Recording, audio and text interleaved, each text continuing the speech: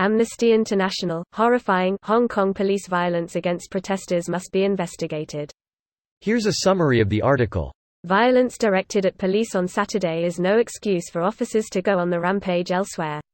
The horrifying scenes at Prince Edward Metro Station, which saw terrified bystanders caught up in the melee, fell far short of international policing standards. Video footage shows police stormed the train carriage and used batons to repeatedly beat people posing no threat whatsoever. Pepper spray was used in a carriage where people had no means to retreat, while medics were barred from entering the station. It is also alarming that a police officer appeared to aim a sponge grenade launcher at close range to those inside the train. Such unlawful police tactics continue to inflame rather than de-escalate the situation. There are also serious questions surrounding the deployment of undercover officers among the protesters and whether they played any role in inciting violence. Such officers should never act as agents provocateurs. It creates mistrust and suspicion, and sows divisions among people who have the right to assemble and associate. For the first time, police used a blue dye in water cannons, which can result in large numbers of people, including bystanders and journalists, being indiscriminately marked. These tactics pose a real threat to the freedoms of expression, peaceful assembly, and the right to a fair trial. The police operation on Saturday only underscores the urgent need for an independent and proper investigation into the policing of the protests. This post received a score of 28,389, with an upvote ratio of 95%. Here are the top comments in response to this article. Get red dye and spray it on the cops. Then let them go shopping. That blue dye really seems to have pissed people off. It's like a hornet's nest since they did that. People are really upset at the attempt to track protesters for exercising their right to free speech. Greater than that, blue dye really seems to have pissed people off. They left when they realized they were being filmed by a reporter. That burst of violence served no purposes other than as a show of power and to instill fear into civilians. Hence the non-stop escalation in suppression and violence. From what I heard, there are already people pushing hard against Xi. After all, when he was rooting out corruption, he only found it when it was a political enemy. His own people? Forget about it. A big part of AI's complaint rests on video footage.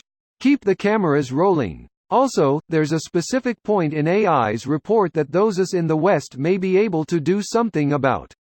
It turns out, as France 24 has reported, that Armaric Holding, the company making these water cannons, is based in France.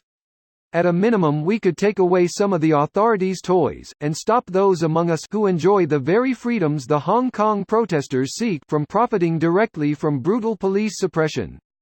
How many protesters have the police killed so far?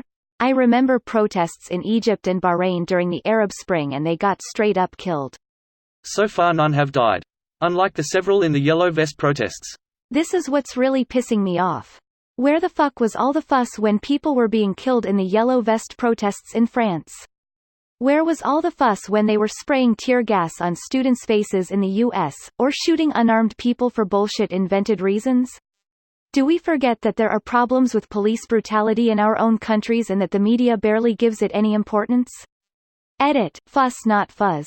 The answer is the HK protesters have done a much better job presenting themselves as a massive and peaceful movement with a single and clear goal that pretty much 0% of the Western world disagrees with.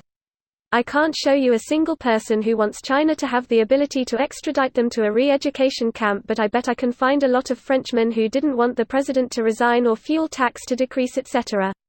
I would wager that the lack of official HK media in the West is helping. There's no narrative being pushed by giant media companies over here, or at least people are giving it limited attention. The news is coming directly from social media, people in HK. We don't have giant media corporations spinning a narrative, we don't have brainless news anchors reading scripts telling them what to say, and so on. Protests in the US and Europe have a lot of media coverage from companies all owned by the same people, so spinning a narrative is easier. This video was automatically created by Reddit to speech. The article and comments in this video were selected from Reddit according to their upvotes, and any paraphrasing was performed by smmry.com, without any human intervention.